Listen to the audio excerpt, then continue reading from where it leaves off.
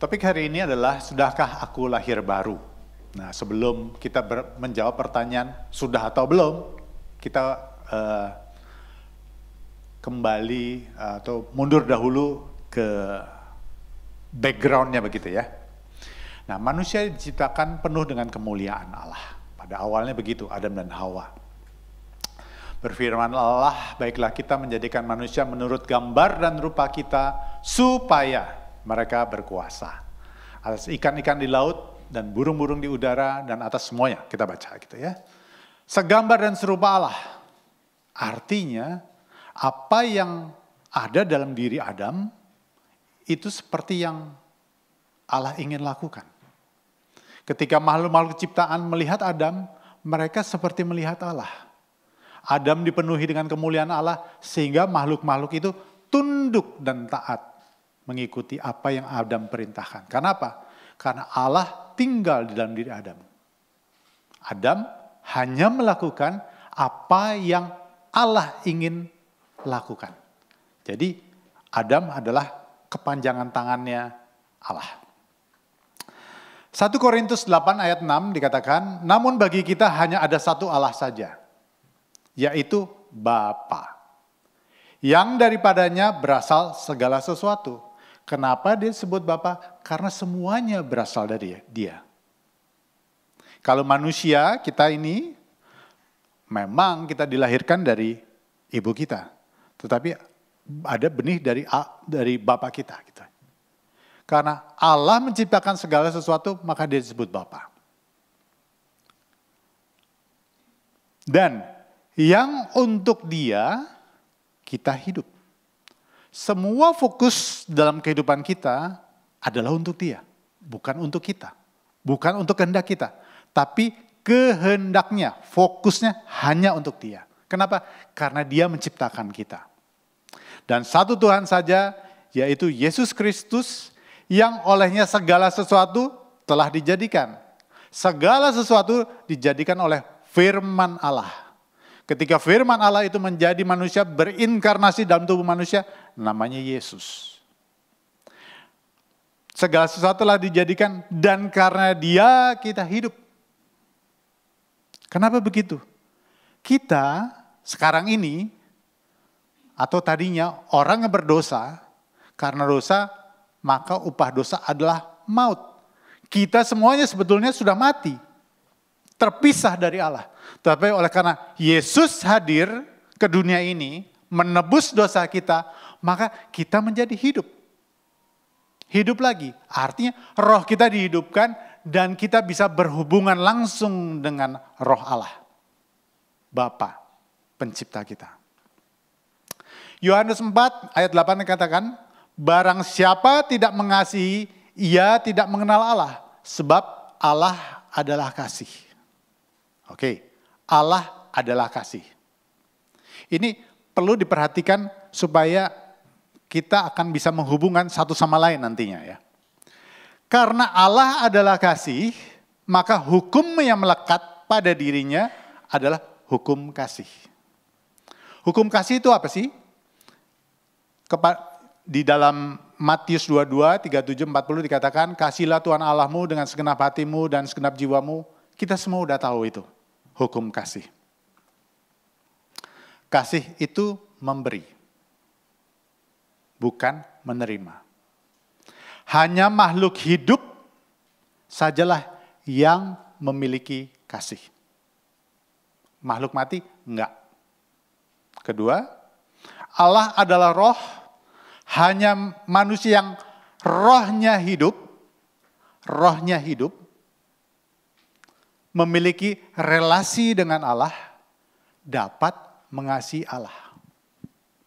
Ketika Adam jatuh dalam dosa, Adam langsung mati nggak pada waktu itu? Karena Tuhan bilang kan, pada waktu engkau memakannya, pastilah engkau mati. Pada waktu itu Adam langsung mati nggak? Jawab aja. Mati nggak? Tubuhnya nggak mati. Karena rohnya masih ada di dalam tubuh Adam.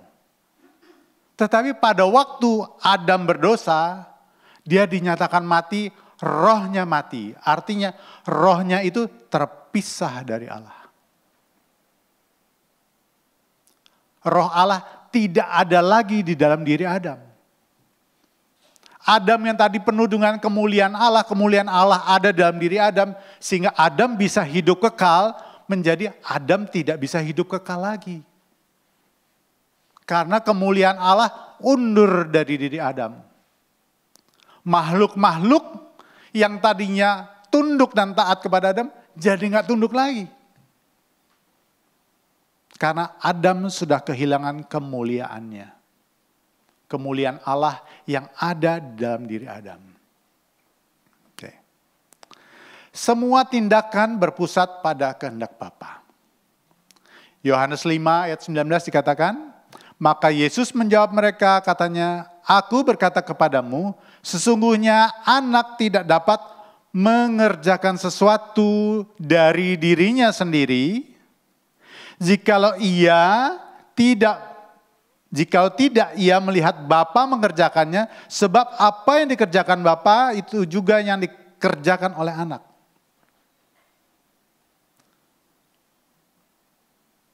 Allah adalah kasih.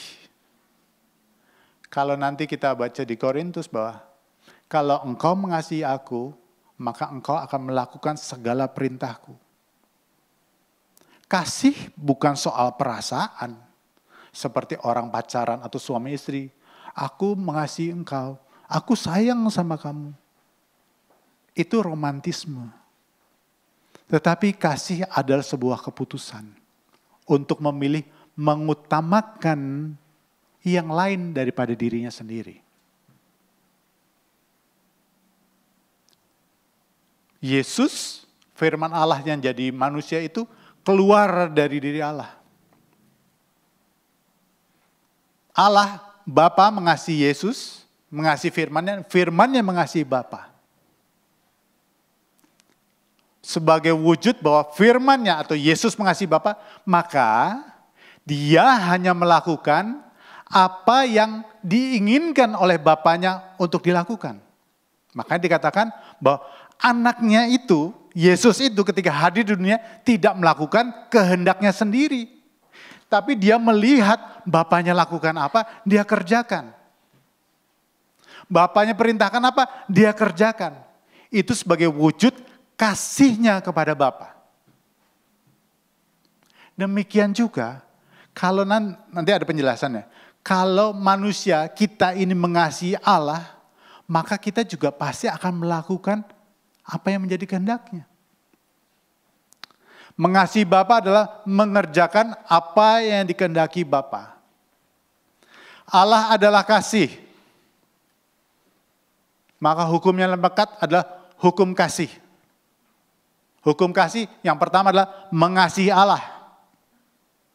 Mengapa mengasihi Allah? Artinya apa?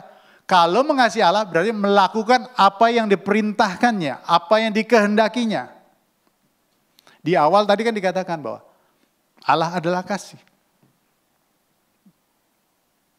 Lalu selain itu mengasihi Allah dan mengasihi apa yang dikasihi oleh Allah.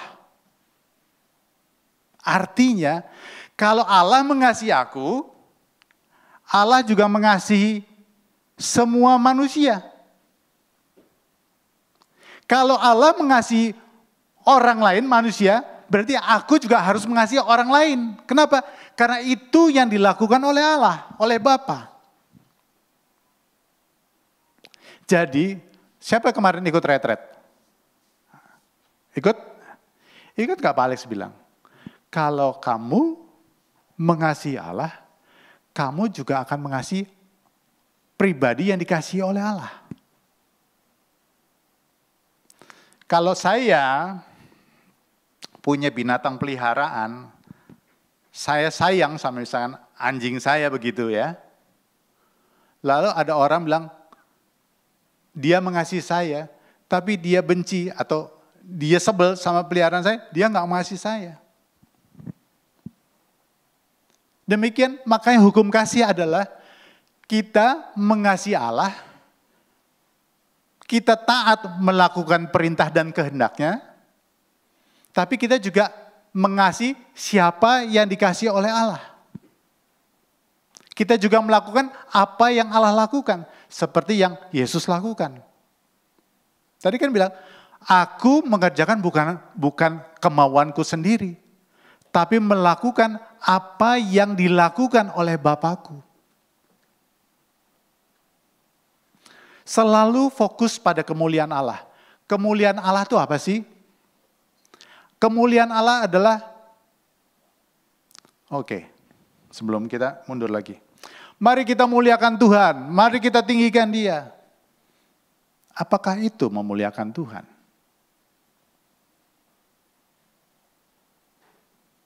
Apakah kata-kata kita, pujian kita memuliakan Tuhan?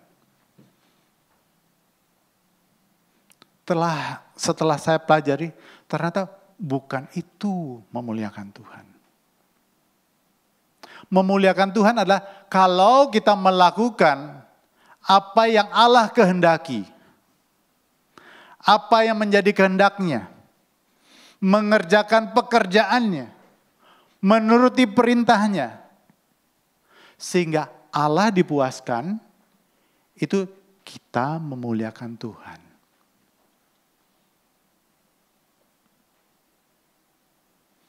Selalu fokus pada kemuliaan Allah, kehendak Allah.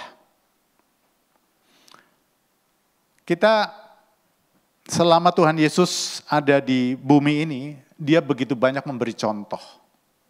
Salah satu kasusnya adalah, semua tahu kan kasusnya Lazarus kan ya. Lazarus adalah orang yang dikasihi oleh Yesus.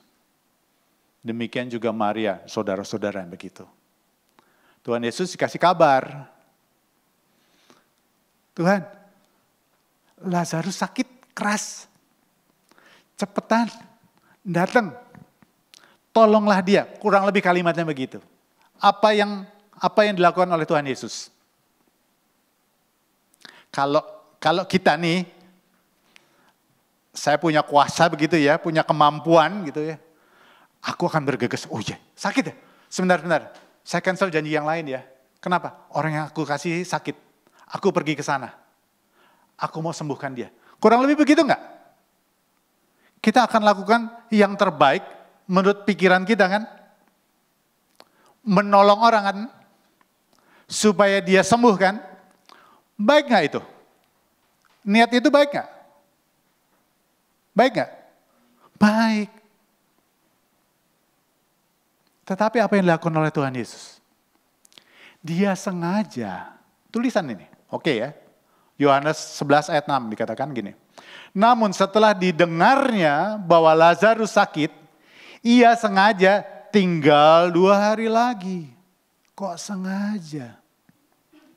Berarti Yesus ini gak mengasihi Lazarus. Dia gak mau dengerin. Kok gak melakukan hal yang kita orang lain pikirin baik sih? Ayat 15. Tetapi syukurlah aku tidak hadir pada waktu itu, sebab demikian lebih baik bagimu supaya kamu dapat belajar percaya. Marilah kita pergi sekarang kepadanya. Apa yang terjadi setelah itu? Lazarus sembuh? Sembuh enggak? Sembuh atau mati? Mati. Kok gitu? Yesus sengaja berlambat-lambat. Kenapa? Dia tunggu kode dari Bapaknya. Dia tunggu waktunya Bapaknya. Karena Bapaknya punya rencana yang lain.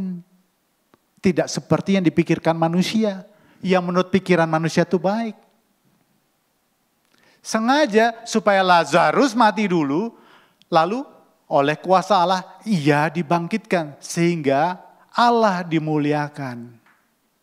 Wow.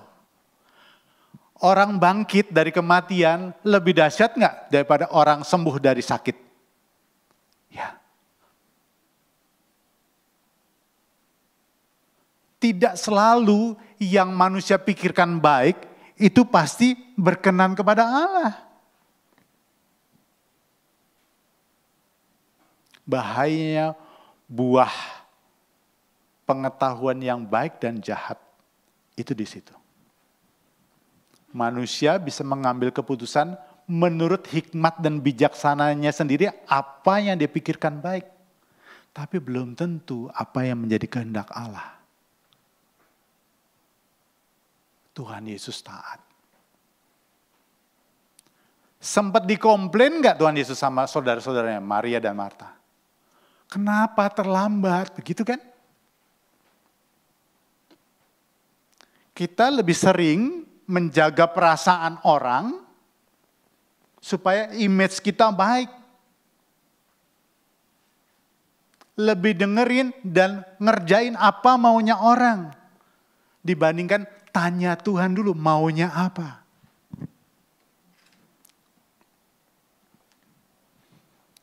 Tentang kehendak bebas. Ada berbagai kehendak bebas. Satu, tentang kehendak ya. Satu, kehendak Allah Bapa. Allah pencipta alam semesta. Dia punya kehendak. Yaitu kebenaran. Namanya kebenaran. Dua, kehendak diri sendiri. Keinginan diri sendiri. Kita nih. Namanya adalah kedagingan. Kedagingan itu apa sih? Ingin memuaskan keinginan panca indera kita. Mata kita. Kita kan suka lihat yang bagus-bagus ya. Yang indah-indah ya. Atau juga yang buruk-buruk. Pornografi juga. Kita suka memuaskan lidah kita. Suka nggak makanan enak? Suka ya.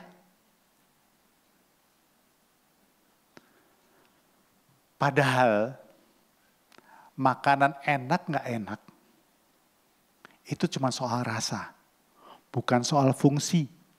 Kenapa? Masuk di perut, di lambung, dicampur asam, diules, jadi lembek. Unsur rasa udah nggak berarti di situ. Tapi kamu mau pergi kemana-mana ngejar-ngejar makanan enak. Benar nggak gitu? Telinga, kita seneng yang baik dengerin, yang menurut kita indah, bagus. Ataupun juga ada juga yang negatif. Ngomongin orang, seneng banget. Lalu ada kebutuhan jiwa. Senang dipuji, diakui, diangkat-angkat, begitu. Itu kehendak juga. Yang ketiga, kehendak iblis. Iblis punya keinginan juga. Keinginan iblis apa? Ada yang tahu nggak? Goal besarnya dia. Membuat makhluk-makhluk ciptaan Allah memberontak kepada Allah, melawan kehendak Allah dan mengikutinya. Apapun caranya. Bahkan, jangan sedih, Tuhan Yesus pun dicobai oleh iblis. Ingat kan? Waktu dia dicobai setelah berpuasa 40 hari, dia coba-coba menawarkan, jadi dong bikin roti. Dimasuk dari kebutuhan, lapar 40 hari, lapar. Ubah dong jadi roti. Kamu kan butuh. Dan aku tahu kamu mampu. Dikilik-kilik kemampuannya. Kalau orang biasa, iya nih lapar. Aku mampu. aku kerjakan. Tapi Tuhan gak begitu. Bukan itu rencana Bapaknya. Ditawari kekuasaan juga. Lompat dari atas hubungan. Malaikat pasti akan menangkapmu. Iblis tahu kuasa. Tapi Yesus mengosongkan dirinya. Tidak menggunakan kemampuan yang ada dalam dirinya. Keempat, kehendak dunia. Kehendak orang lain yang seringkali kita ikutin. Lebih dari melakukan kehendak Allah. Kenapa sih kehendak bebas itu diberikan kepada manusia? Karena satu, manusia memang segambar dengan Allah. Yang punya pikiran, punya perasaan, yang punya kehendak juga. Apakah Allah tidak tahu bahwa manusia di dalam kehendak bebasnya bisa memberontak, potensi memberontak? One day. Tahu nggak? Tahu. Tapi kenapa itu diberikan juga? Resikonya ada, tapi diberikan juga. Karena kehendak bebas adalah sarana untuk mengukur manusia lebih mengasihi Allah apa mengasihi dirinya sendiri. Manusia bukan robot. Supaya manusia punya pilihan di dalam kerelaan hatinya. Paham ya maksudnya ya? Kalau aku kondisi terancam, ngaku atau ditembak, terancam gak punya pilihan. Misalnya. Ya terpaksa aku ikut. Tapi kalau aku punya pilihan yang sama bagusnya, aku bisa memilih mana yang menjadi prioritasku. Apakah aku lebih menyenangkan diriku sendiri, menyenangkan orang lain, atau menyenangkan hati Allahku? Yang tadi di awal adalah hanya ada satu Allah saja, yaitu Bapa yang untuknya semua segala sesuatu kita lakukan untuk Dia. Kehendak bebas dikasih untuk menguji kita. Kamu pilih yang mana? Tuhan Yesus juga punya kehendak bebas. Seperti tadi kasusnya Lazarus. Dia punya pilihan. Menyenangkan hati Maria Marta. Supaya dibilang hebat juga. Dia mampu gak? Mampu. Tapi dia tidak mau lakukan itu. Dia menunggu bapaknya lakukan apa. Sekalipun reputasinya diomongin, gimana sih gak peduli nih, gak ada kasih nih. Gitu.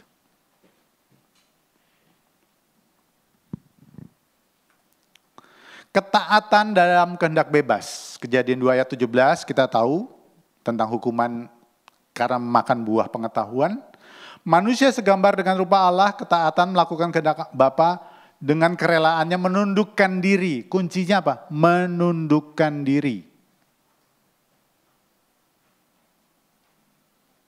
Kalau aku mengasihi Allah, maka aku lebih memprioritaskan kehendaknya daripada kehendakku sendiri. Sekalipun aku tidak suka.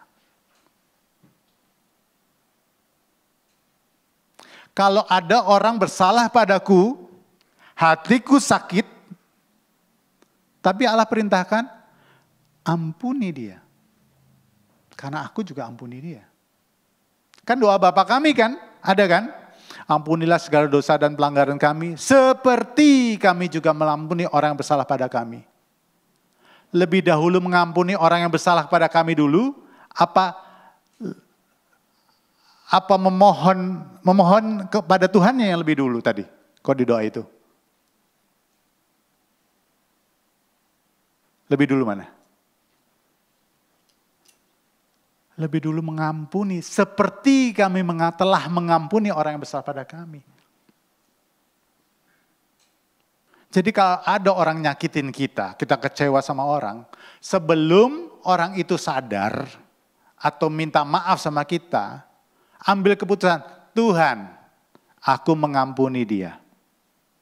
Kenapa? Karena kemarin waktu aku minta ampun padamu, ketika kita mengakui dosa kita dan memohon ampun kepada Tuhan, maka Ia adalah Allah yang setia dan adil. Dia mengampuni kita. Kalau kita percaya bahwa firman-Nya itu ya dan amin, kita percaya ketika kita mengaku dosa kita dan kita minta ampun dan Tuhan mengampuni kita, telah mengampuni kita, misalkan kemarin, lalu ada orang hari ini salah sama kita, apa yang kita lakukan? Kita ampuni dia. Sekalipun orang itu belum mengaku salah, sekalipun orang itu belum datang sama kita, minta maaf sama kita, kita sudah ampuni dia. Kenapa? Karena setiap hari kita melakukan kesalahan yang harus kita minta ampun kepada Tuhan. Kalau itu enggak kita ampuni dulu, kita enggak dapat pengampunan dari Tuhan.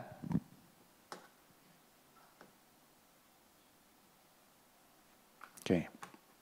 Allah mengasihi manusia, apakah manusia mengasihi Allah?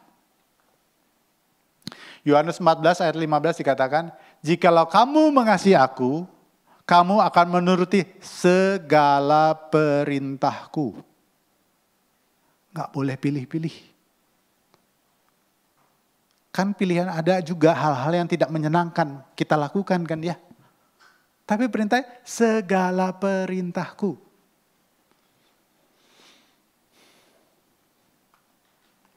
Akibat dosa, roh manusia mati. Terpisah dari Allah yang Maha Kudus. Gambarannya adalah waktu itu Adam dan Hawa diusir dari Taman Eden. Tidak bersama-sama dengan Allah lagi. Manusia terjerat dalam kuasa dosa. Hidup dalam hikmatnya sendiri, mengandalkan hikmatnya sendiri, pengetahuannya sendiri, kekuatannya sendiri. Melakukan apa yang dipandangnya baik. Bukan kebenaran dan kehendak Allah. Karena rohnya mati, maka dia tidak bisa menerima pesan Allah dalam dirinya. Pikirannya, hatinya semakin lama dikuasai oleh kuasa dosa. Makanya manusia semakin hari semakin bertambah jahat. Ini ada kronologisnya. Untuk terbebas dari jerat kuasa dosa, rohnya itu perlu dihidupkan lagi, dilahirkan lagi. Dilahirkan kembali menjadi ciptaan baru. Dan Roh Kudus dimeteraikan dalam dirinya. Sama seperti yang tadi, kalau bukan karena pimpinan Roh Allah, kita nggak akan tahu kebenaran. Rohnya itu yang mati karena dosa harus dihidupkan lagi. Yohanes 3 ayat 3, Yesus menjawab katanya, aku berkata kepadamu sesungguhnya jika seseorang tidak dilahirkan kembali, rohnya dilahirkan kembali, bukan seperti yang dipikirin Nikodemus lahir dari kandungan ibunya, bukan. Rohnya dibangkitkan lagi, ia tidak dapat melihat kerajaan Allah. Kerajaan Allah bicara tentang kebenaran Allah. Apa yang benar bagi Allah. Apa yang menjadi kehendaknya Allah. Manusia terbelenggu dalam keinginan daging. Kita tahulah Galatia gitu ya, Galatia 5 ayat 16. Maksudku ialah hiduplah oleh roh maka kamu tidak akan menuruti keinginan daging. Sebab keinginan daging berlawanan dengan keinginan roh. Dan keinginan roh berlawanan dengan keinginan daging. Kita itu kalau belum roh kita dibangkitkan, dilahirkan kembali, kita terikat dengan keinginan daging. Kita melakukan hal yang baik itu menurut hikmat manusia, bukan kebenaran ilahi. Kehidupan manusia yang mati rohani, Galatia 5 ayat 19. Perbuatan daging telah nyata, percabulan, kecemaran, hawa nafsu, penyembahan berhala, semua. Kita hidup di dalam kehidupannya seperti itu. Mengapa lahir baru sangat penting? 1, Bapa memberikan anugerah kepada orang yang dipilihnya. Anugerah. Sebetulnya semua orang gak layak. Karena semua orang berdosa. Tapi Bapa memberikan anugerahnya, iman kepada orang yang dipilihnya. Memberi iman untuk percaya bahwa Yesus adalah Kristus. Kristus adalah yang dipilih, yang diurapi, yang ditentukan. Kristus, bahasa Yunani Kristos. Bahasa Ibrania Mesias. Yesus adalah Kristus, Sang Juru Selamat yang telah dijanjikannya. Pikiran manusia yang sudah dibelenggu oleh dosa, nggak bisa nangkep itu, pengertian itu. Sekalipun kamu dijelasin panjang lebar, nggak bisa nangkep. Kalau bukan karena Allah yang membukanya. Makanya ketika Petrus ditanyakan, menurutmu siapakah aku Petrus? Petrus menjawab, engkau adalah Kristus. Yesus bilang, berbahagialah Petrus karena Bapakku di sorga yang mengatakannya kepadamu. Bukan karena nalarnya Petrus bisa menangkap itu. Tapi dia mendapat hikmat di dalam hatinya, di dalam rohnya yang sudah dihidupkan. 2.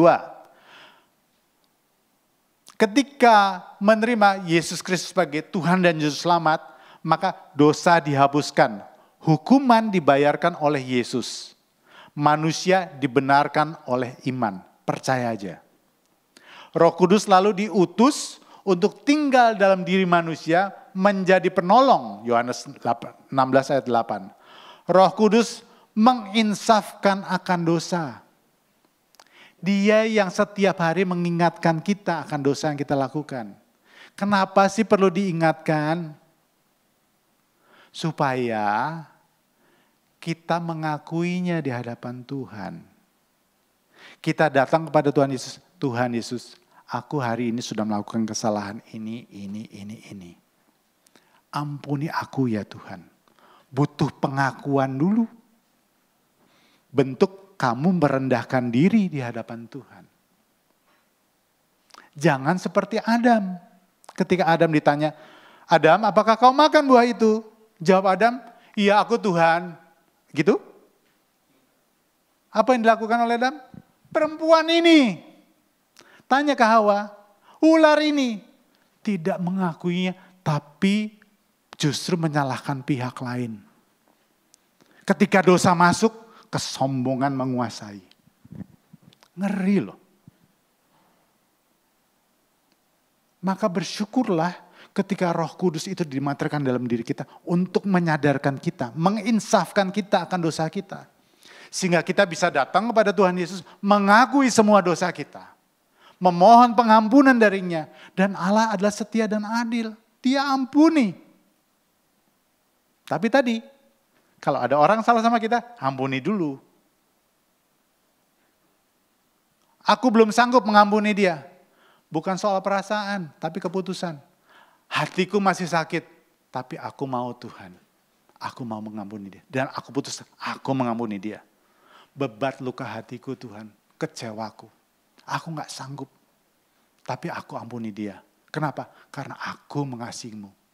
Perintahmu adalah aku mengampuni orang yang bersalah padaku. Aku mau melakukan perintahmu karena wujud aku mengasihi Tuhan. Sekalipun hatiku masih sakit. Pikiranku belum bisa lepas dari situ. Tuhan tolong aku. Keputusan, bukan soal perasaan. Roh Kudus diutus untuk tinggal dalam hati diri manusia untuk menjadi penolong, menginsafkan. Lalu orang percaya berada dalam perlindungan Allah dari dakwaan tipu muslihat iblis. Iblis itu selalu kerjaannya ngingetin. Kalau ada dosa, dia punya hak untuk mendakwa. Dia bisa ngadep sama Tuhan. Tuhan lihat, orang ini berdosa. Hukummu tulisan begini. Di Tauratnya begini. Kenapa? Karena orang ini tidak mau mengakui dosa dan pelanggarannya. Sehingga dia bisa dituntut. Tetapi kalau kita mengakui dosa dan pelanggaran kita di hadapan Tuhan, Tuhan Yesus sebagai hakim tapi juga pembela kita. Ya aku tahu dia salah. Dia sudah mengaku padaku dan meminta ampun dari aku. Dan aku berhak mengampuni dia. Aku ampuni dia. Clear. Hukumannya aku bayar. Keren. Makanya mengakui dosa penting banget. Jangan tunda-tunda. Takutnya kesempatannya habis. Tidak ada dosa yang begitu besar yang tidak bisa diampuni oleh Tuhan Yesus. Contohnya, ingat pembunuh, pemberontak yang disalib di sebelah Tuhan Yesus? Dia bilang gini kan sama Tuhan Yesus. Kita ini memang pantas dihukum. Artinya orang itu mengakui kesalahannya kan ya. Tapi orang ini enggak. Tuhan, ingatlah akan aku. Tuhan Yesus bilang apa? Hari ini juga. Kamu akan bersama-sama dengan aku di Firdaus. Dari mulut orang itu, dia sudah mengakui kesalahannya. Dan dia meminta itu kepada Yesus. Apakah orang disalib itu sempat berbuat baik setelah disalib? Sempat enggak? Enggak. Bukan perbuatan baik kita yang menyelamatkan. Tapi pengampunan dari Tuhan Yesus yang menyelamatkan kita.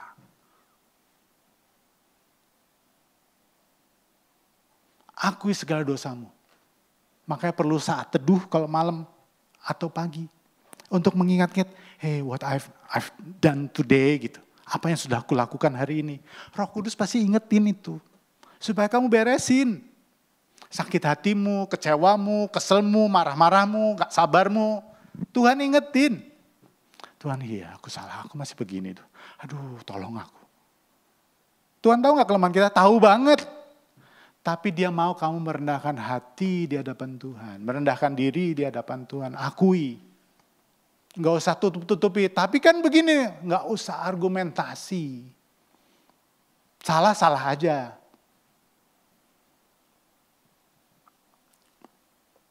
Cara hidup manusia ciptaan baru.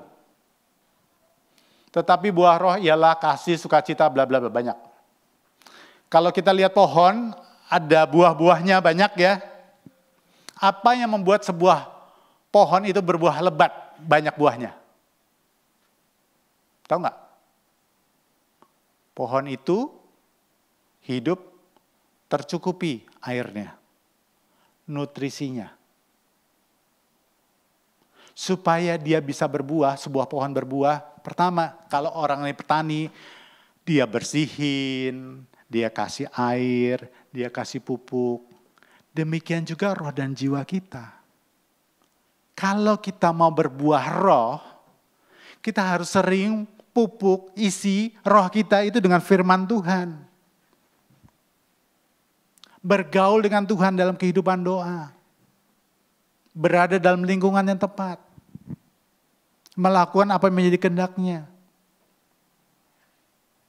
Kalau kita menjauhkan semua itu sama aja pohon kita ini, tubuh kita tidak dirawat, tidak dipupuk, nggak bisa berbuah-buah. Roh Kudus diutus sebagai penolong. Itu sebabnya kalau penolong itu kita tolak terus-menerus, namanya mendukakan Roh Kudus. Kalau dosa membunuh, membinasakan, berzina apalah, kita akui, maka Tuhan setia dan adil, mengampuni, kita akui. Tapi kalau Roh Kudus sudah mengingatkan kita, minta ampun, akui kesalahanmu, bertobat. Kita abaikan terus-menerus, siapa lagi yang mau menolong kita? Gak ada. Gak ada lagi yang menginsafkan kita. Itu yang membuat seseorang binasa. Penolongnya aja ditolak.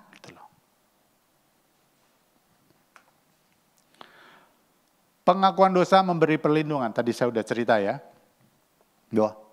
Kamu akui. Karena ketika kamu sudah mengakui dosamu, meminta pengampunan, maka kamu berada dalam perlindungan Tuhan.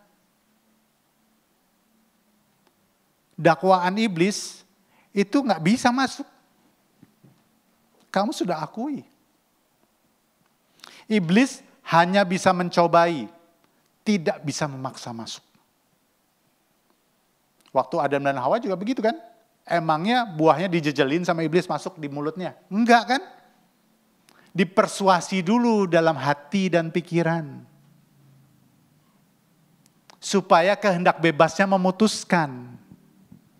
Mau dengerin aku? Udah. Dia buat kita curiga kepada Allah. Tidak mempercayai Allah. Kita bimbang, lalu kita mengambil keputusan yang salah. Berseberangan dengan apa yang menjadi kehendak Allah. Iblis itu selalu mencari waktu yang tepat. Kalau dia gagal hari ini, dia akan coba besok. Besok gagal, dia minggu depan. Minggu depan besok, gagal bulan depan. Terus saja sampai kesempatannya ada. Menunggu waktunya yang tepat. Oleh karena itu, kita nggak tahu waktunya. Kita selalu harus bergantung kepada Roh Kudus untuk menolong kita supaya kita sadar pada tipu muslihat iblis. Tanpa pertolongan Roh Kudus, kita pasti jatuh. Ada banyak hamba Tuhan luar biasa hebat, pelayanannya hebat, jatuh.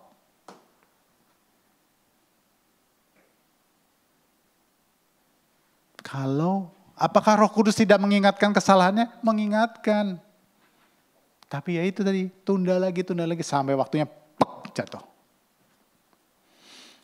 Tanda-tanda orang yang lahir baru. Nah ini. Mengalami perubahan yang radikal dari dalam keluar.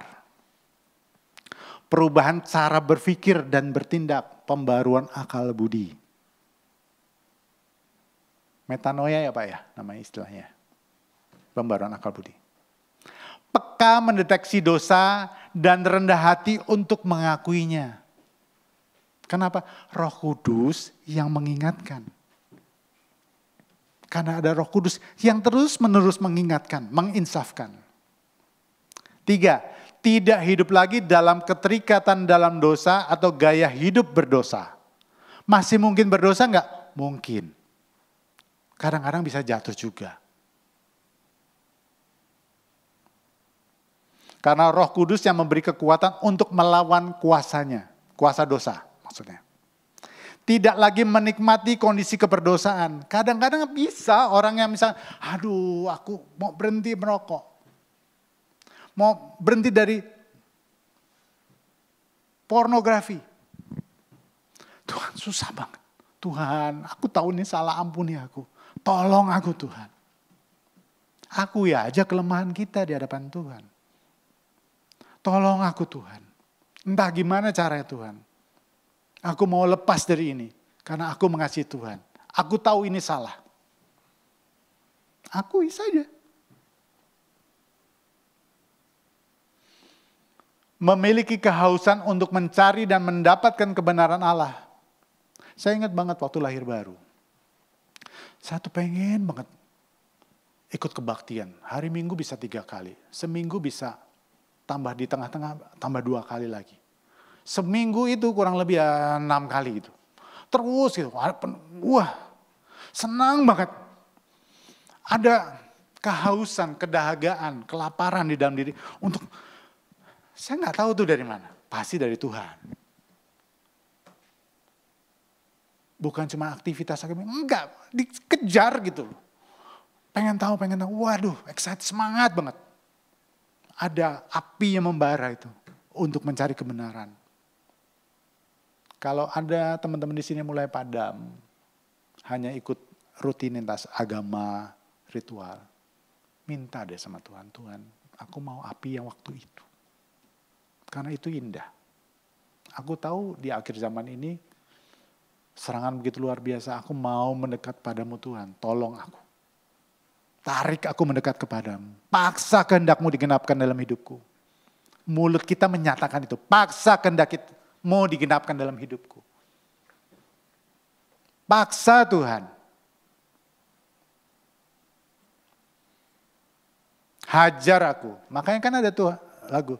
Selidiki aku, lihat hatiku, apakah ku sungguh mengasihimu, Yesus. Kita perlu diselidiki, diperiksa. Bagaimana kita di hadapan Tuhan. Kita nggak bisa lihat diri kita sendiri. Kita perlu cermin, yaitu kebenaran firman Tuhan. Memiliki kerinduan yang sama dengan kerinduan Allah. Kalau Allah menginginkan banyak jiwa diselamatkan, kita punya kerinduan yang sama. Kalau Allah rindu untuk bisa menyelamatkan orang, menghapus dosanya, memaafkan kesalahan, kita juga sama. Sehingga kita segambar dengan Dia.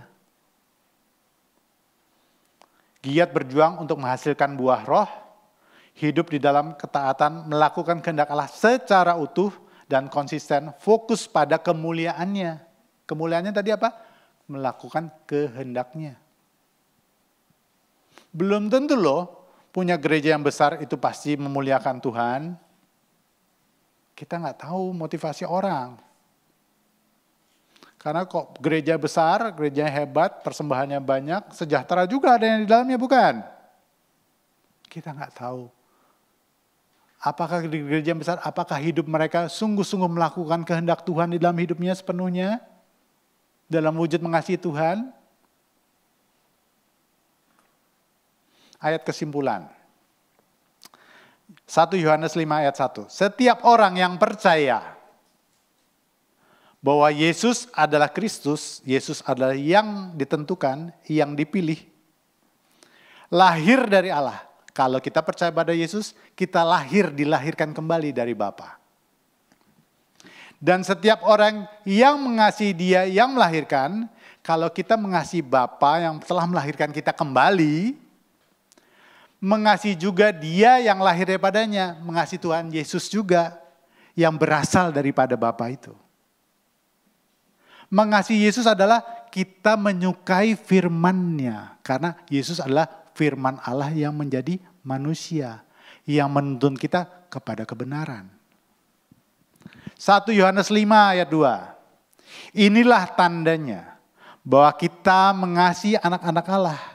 Kenapa kita mengasihi anak-anak Allah sesama kita? Karena Allah juga mengasihi mereka. Karena Allah mengasihi mereka, aku juga harus mengasihi mereka.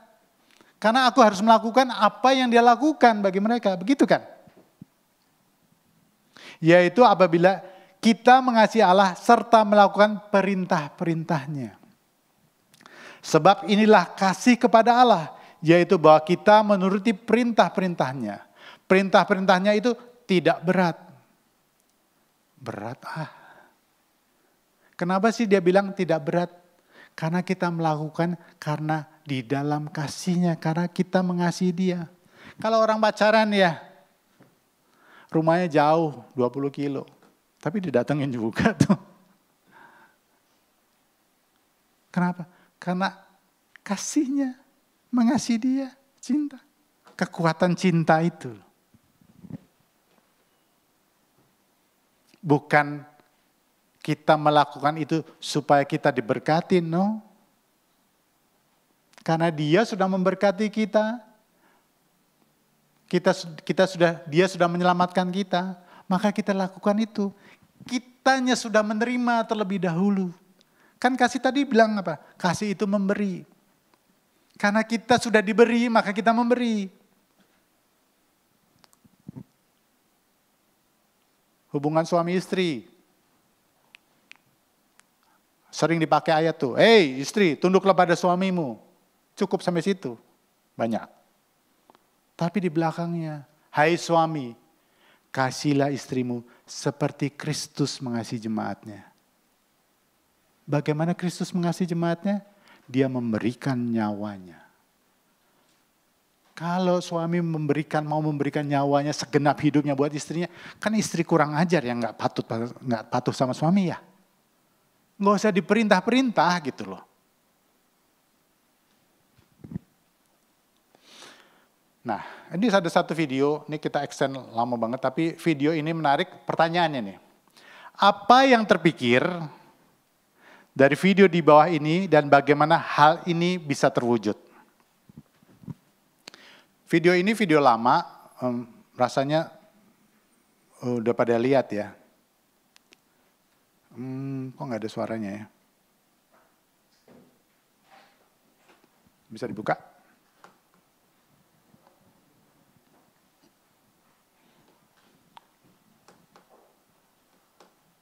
Perhatiin.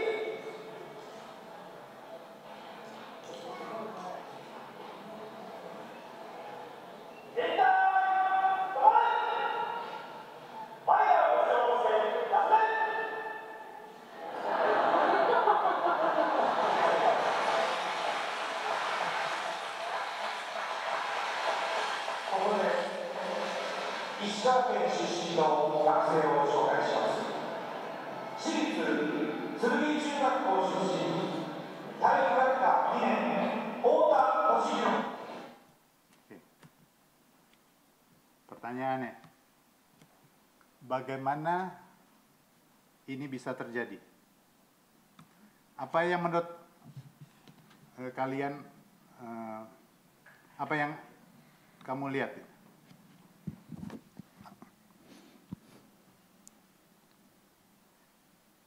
Orang baris berbaris, gerakannya rumit, dan mereka ini juara. Kurang lebih apa? Unsur-unsur apa mereka bisa begitu? Ada? Saling percaya. Ada lagi? Fokus. Lagi? Hah? Apa? Disiplin. Oke. Terus lagi? Ada? Latihan. Oke. Terus? Lagi?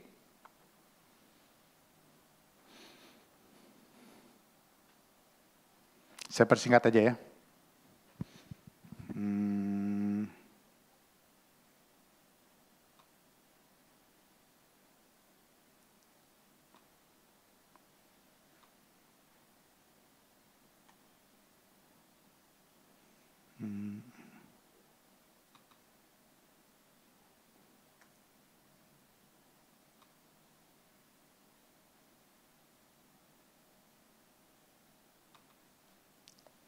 Kenapa nggak bisa?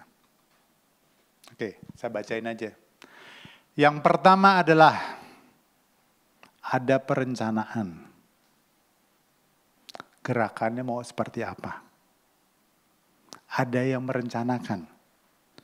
Semua orang nggak bergerak sendiri-sendiri. Ada yang ngatur. Ada koreografernya. Oke?